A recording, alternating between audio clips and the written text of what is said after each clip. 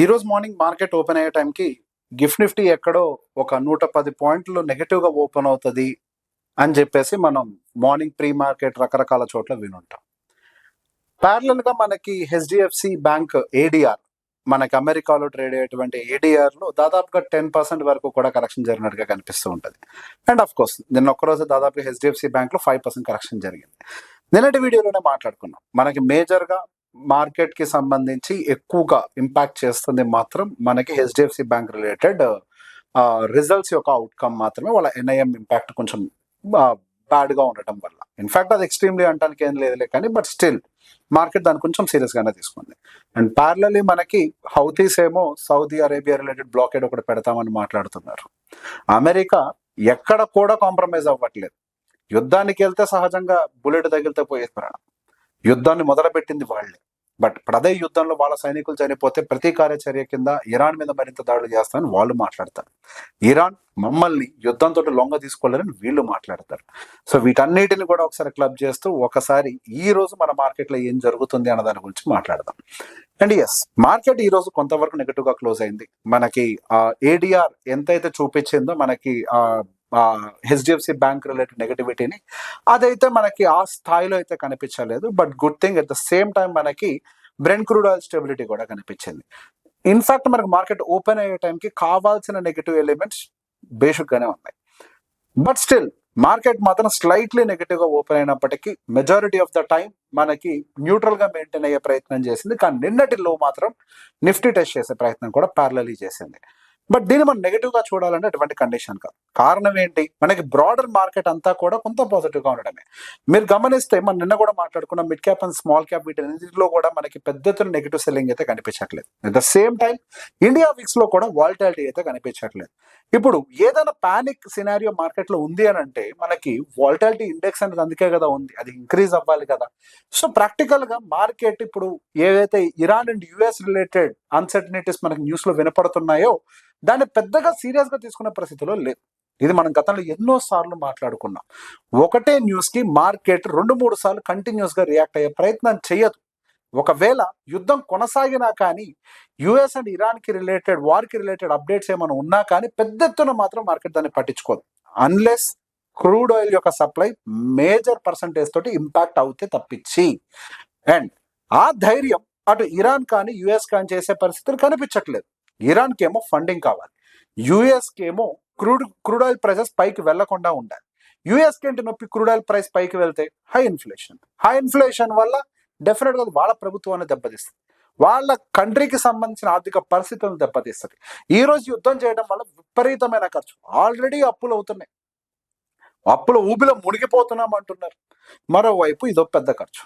So ఎవరికి కూడా ఈ క్రూడ్ ఆయిల్ ని పూర్తిగా ఆపేసే ఆలోచన అంత ఈజీగా రాదు. ఇరాన్ కి మాత్రం వాళ్ళ దేశం ప్రశాంతంగా ఉండాలని కోరిక ఉండదా, అట్లా అని చెప్పేసి మోకాళ్ళ మీద నుంచోమంటే వాడు సిద్ధంగా లేరు అంతే. సో ఈ చర్చలు కావచ్చు, లేకపోతే ఈ అటాక్స్ కావచ్చు, కొన్ని నెలల పాటు కొనసాగుతూనే ఉండొచ్చు కాక.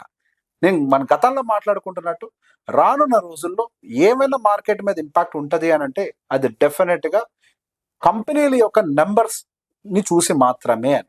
సో దాని యొక్క ఇంపాక్ట్ మనకి గత 2 రోజుల నుంచి నిఫ్టీ మీద ప్రభావితం చూపిస్తుంది. హెచ్డిఎఫ్సి బ్యాంక్ కంటిన్యూస్ గా డౌన్ సైడ్ అవుతుంది. బట్ సర్ప్రైజింగ్లీ మన హెచ్డిఎఫ్సి బ్యాంక్ కొంత వీక్ గా ఉన్నప్పటికీ నిన్న పిఎస్యు బ్యాంక్స్ బాగా సపోర్ట్ చేసి మార్కెట్ ని స్టేబుల్ చేశాయి.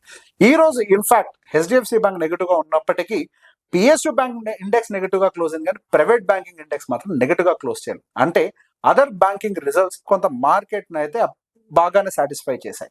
సో ఓవరాల్ గా చూసుకుంటున్నప్పుడు ఇప్పుడు ఏదైతే మనం చిన్న చితక నెగటివ్స్ అయితే చూస్తున్నామో అది కేవలం మనకు ఒక టెంపరీ ప్రాబ్లం గా మాత్రమే కానీ ఒక పర్మనెంట్ ప్రాబ్లం అయితే కాదు. మనకి at the same time other broader market index అంతా కూడా పాజిటివ్ గానే ట్రేడ్ అవుతుంది. స్మాల్ క్యాప్ కానీ మిడ్ క్యాప్ కానీ ఇవన్నీ కొంచెం అప్సైడ్ మూవ్ అవడానికి అయితే ప్రయత్నం చేస్తున్నాయి. అండ్ ఈ ఒక్క రోజులోనే మనకి దాదాపుగా స్మాల్ క్యాప్ కానీ మిడ్ క్యాప్ కానీ 0.37% అప్సైడ్ మూవ్ అయ్యాయి. At the same time Nifty junior అంటే మనకి నెక్స్ట్ 50 అని అంటాం కదా, నిఫ్టీ 100 లో నెక్స్ట్ 50 నిఫ్టీ జూనియర్ అంట. అది కూడా దాదాపుగా 0.44%. అంటే స్టాక్ స్పెసిఫిక్ ఇష్యూస్ వల్ల మాత్రమే ఇప్పుడు మన ఇండియన్ మార్కెట్ కొద్దిగా స్లైడ్ అవ్వడానికి కొన్ని ప్రాబిలిటీస్ కనపడుతున్నాయి. ప్యారలల్లీ మన ఎఫ్ఐఎస్ కి సంబంధించిన డేటాను గమనించిన నిన్నటి మార్కెట్ లో పెద్ద స్థాయి సెల్లింగ్ అయితే కనిపించలేదు. ఇన్ఫాక్ట్ బ్రెంట్ క్రూడ్ నిన్న దాదాపుగా $90 పై చిలికే వెళ్ళింది. బట్ అక్కడ వాళ్ళ సెల్ ఆఫ్ మాత్రం పెద్దది ఇంపాక్ట్ చేయలేదు. ఈ రోజు మనం మాట్లాడుకునే టైంకి బ్రెంట్ క్రూడ్ దాదాపుగా 87 ఆర్ 86కి వచ్చేసింది అనుకుంటా, హియర్ అండ్ దేర్. ఆల్మోస్ట్ మనకి 87.5 డాలర్స్ పర్ బ్యారెల్ ప్రైస్ లో ట్రేడ్ అవుతుంది. సో బ్రెంట్ క్రూడ్ కూడా despite of all these announcements and newses మనకి బ్రెంట్ క్రూడ్ కూడా పెద్ద ఎత్తున అప్ సైడ్ మూవ్ అవుతున్నట్టుగా కనిపించట్లేదు. So at the same time మనకి దీనివల్ల రూపీ స్టెబిలిటీ కూడా ఒక పీరియడ్ ఆఫ్ టైం మళ్ళీ రీగెయిన్ చేసుకోవడానికి అయితే కొంత అవకాశం ఉంటుంది. అండ్ ఈ రోజు కొంతమేర మనకి అన్సర్టనిటీ అయితే, అంటే మనకి పెద్ద ఎత్తున టూ మచ్ ఆఫ్ లో అని చెప్పడానికి అయితే లేదులే కానీ, but still 96.4 INR per USD అయితే మనకి ట్రేడ్ అవుతుంది గమనిస్తున్నాం. బట్ ఈ రోజు జరిగినటువంటి బాటమ్, అంటే నిన్నటి బాటమ్ అయితే బ్రేక్ చేయకుండా మార్కెట్ అక్కడ సపోర్ట్ తీసుకొని రికవర్ అయ్యే ప్రయత్నం అయితే చేస్తుంది. మేబీ మనకి మొన్నటి హై ఏదైతే 24,344 ఉందో దాన్ని కొద్దిగా రెసిస్టెన్స్ గా చూసుకుంటూ మార్కెట్ ఆ మధ్యలో మనం ట్రేడ్ చేయడానికి కొంత పాసిబిలిటీ ఉంటుంది, ఏదన్నా పెద్ద న్యూస్ మళ్ళీ ట్రిగర్ అయ్యేంత వరకు కూడా. అట్ ద సేమ్ టైం మనకి క్రూడ్ ఆయిల్ రిలేటెడ్ కొద్దిగా రిలాక్సేషన్ కనిపించేసరికి నిన్న ఇండిగో లాంటి స్టాక్స్ ఇవన్నీ కూడా కొద్దిగా ప్రెషర్ కి గురయ్యాయి, పెయిన్స్ ఇవన్నీ కూడా. ఈ రోజు మళ్ళీ ఆ క్రూడ్ ఆయిల్ ప్రైస్ కొద్దిగా స్టేబుల్ అవటం తోటి ఆ స్టాక్స్ అన్ని కూడా కొంత రికవరీలోకి వచ్చే ప్రయత్నం అయితే చేశాయి. ఇండిగో ఇవన్నీ కూడా కొద్దిగా ఏదో 1% మేర ముందు పైకి అయితే వచ్చాయి. ద సేమ్ టైం మనకి ఈ రోజు one of the biggest SBI AMCs కి సంబంధించినటువంటి IPO లిస్టింగ్ అయితే జరిగింది. మార్కెట్ దాదాపుగా 17 to 18% వరకు కూడా పాజిటివ్ గా లిస్టింగ్ అవుతుందని ఎక్స్పెక్ట్ చేస్తే గట్టిగా ఒక 7% తోటి ఒక మార్జినల్ లిస్టింగ్ అయితే మనకు మార్కెట్ లో అయితే కనిపించింది. There is not a very big move in the market. At the same time మనకు మార్కెట్ లో రియాలిటీ సెక్టర్ ఈ రోజు మంచి అవుట్ పర్ఫార్మెన్స్, దాదాపుగా 1% వరకు కూడా పాజిటివ్ వచ్చింది. దానికి గల కారణం మనకి పర్టికులర్ గా cement related results, UltraTech related results ఏవైతే మండే వచ్చాయనుకుంటే, మండే వచ్చినటువంటి కొన్ని రిజల్ట్స్ మార్కెట్ ని సాటిస్ఫై చేయడం తోటి రియాలిటీ సెగ్మెంట్ కూడా కొద్దిగా అప్సైడ్ మూవ్ అవడానికి అయితే ప్రయత్నం చేసింది. But at the same time India VIX మాత్రం మనకి సెకండ్ స్ట్రీక్ ఈ రోజు కూడా కొద్దిగా India VIX down side move అవడం అయితే అబ్జర్వ్ చేసాం. నిన్నటి మార్కెట్ లో మనకి గ్లోబల్ సెల్ ఆఫ్ మాత్రం కంటిన్యూ అయింది. కొద్దిగా మనకి నిన్న మార్కెట్ వీడియో చేసుకునే టైంకి మనకి గ్లోబల్ మార్కెట్స్ అన్ని కూడా US నాస్డాక్ ఇవన్నీ కూడా కొద్దిగా పాజిటివ్ గా ఉన్నాయి. But end of the day closing లోకి వచ్చేసరికి మాత్రం నెగటివిటీ అయితే మాత్రం స్పిల్ అయింది. స్టిల్ మనకి నిన్న ఆల్మోస్ట్ మనకు కొంచెం నెగటివ్ వెళ్ళినప్పటికీ న్యూట్రల్ క్లోజింగ్ అయితే నాస్డాక్ లో వచ్చింది. డౌ జోన్స్ మాత్రం సిగ్నిఫికెంట్ నెగటివిటీతో క్లోజ్ అయింది 0.59. బట్ స్టిల్ ఈ రోజు కూడా మనకి నాస్డాక్ ఇవన్నీ కూడా కొంత పాజిటివ్ గా ఓపెన్ అవుతాయి అని ఒక ఇండికేషన్ అయితే ఉంది. We have to see. And వాటి గల కారణం definitely AI related and chip related మనకి అన్సర్టనిటీస్ ఎవరి వాళ్ళే తయారు చేసుకుంటాం అనటము, ఇవన్నీ కూడా కొంతవరకు అయితే కన్సర్న్స్ క్రియేట్ చేస్తున్నాయి. And at the same time rate cut hope అనేది కూడా మార్కెట్ లో తగ్గిపోతుంది. ఈ ఆయిల్ ప్రైసెస్ హయ్యర్ సైడ్ ఉన్నంత కాలం కూడా ఇన్ఫ్లేషన్ కొంచెం ఎక్కువగానే ఉంటుంది. ఇంకో వైపుగా జాబ్ మార్కెట్ లో కూడా స్టెబిలిటీ కనిపిస్తుంది కొంతవరకు వాళ్ళకి, US లో పర్టికులర్లీ. సో ఈ రెండు ఇలా ఉన్నప్పుడు సహజంగా మనకి ఫెడ్ యొక్క ఇంట్రెస్ట్ రేట్ హైక్స్ రావడానికి పాసిబిలిటీ ఉండొచ్చేమో. ఈవెన్ ఫెడ్ కొత్త గవర్నర్ US ప్రెసిడెంట్ కి ఫేవరబుల్ గా ఉంటూ ఇంట్రెస్ట్ రేట్ కట్స్ చేసుకుంటూ వెళ్తాడేమో అని అనుకున్నారు, కానీ ఆయన అయితే ఇన్ఫ్లేషన్ నే ముందు అబ్జర్వ్ చేస్తూ ఉంటాను, ఇన్ఫ్లేషన్ బేసిస్ మీద నేను డెసిషన్స్ తీసుకుంటాను అనే స్టాండ్స్ కూడా చాలా క్లియర్ గా కనపడుతున్నాయి. అట్ ద సేమ్ టైం మనకి US డాలర్ ఈల్డ్స్ కూడా బాగా పెరిగిపోతున్నాయి. అంటే ఇంట్రెస్ట్ రేట్ హైక్స్ ఉండడానికి ప్రాబబిలిటీ ఉంటుందన్న ఫియర్ అయి ఉండొచ్చు ప్రాబబ్లీ. దాని వల్ల కొంతవరకు US బాండ్ కూడా కొంత హైయర్ సైడ్ మూవ్ అవటం అయితే గమనిస్తున్నాం. అట్ ద సేమ్ టైం మనకి వెరీ సూన్ మనకి రేపు బుధవారం రోజు UK CPI ఇన్ఫ్లేషన్ డేటా, ఇది పెద్ద ఎత్తున మార్కెట్ అయితే ఇంపాక్ట్ చేసే అవకాశాలు లేవు. కానీ మన గురువారం రోజు ఇన్ఫోసిస్ కి సంబంధించినటువంటి క్వార్టర్లీ రిజల్ట్స్ అయితే వస్తాయి, అది డెఫినెట్ గా మార్కెట్ ఇంపాక్ట్ చేస్తుంది. అండ్ దాని తర్వాత ఇమీడియట్ గా ఉండేది US tariff pass expiry. So దీనికి సంబంధించి ఏ అప్డేట్ ఈ 2-3 డేస్ లో వస్తుందో గమనించాలి. ఇది డైరెక్షన్ ని డిసైడ్ చేయడానికి ఛాన్సెస్ ఎక్కువ ఉన్నాయి. And at the same time మనకి July 28 and 29 లో కూడా మనకి FOMC మీటింగ్ ఉంది. సో మేబీ మనకి US మార్కెట్స్ లో ఈ జిట్రీ అంటే ఈ అన్సర్టనిటీ ఉండడానికి గల కారణం మేబీ FOMC రిలేటెడ్ అవుట్పుట్ ఏమైనా కొంచెం అటు ఇటుగా ఉంటుందన్న భయం కూడా ఉండొచ్చు. దాని యొక్క ఇంపాక్ట్ వల్ల కొంతవరకు US మార్కెట్స్ లో కూడా ఆ స్టెబిలిటీ మిస్ అయి ఉండొచ్చు.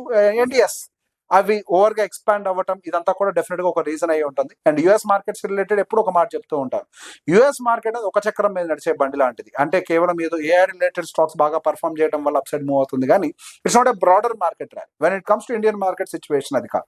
ఇండియన్ మార్కెట్ అనేది చాలా స్టేబుల్ మార్కెట్ అండ్ అన్ని సెక్టార్స్ కి ఎక్స్పోజర్ అనేది డివైడ్ అయి ఉంటుంది.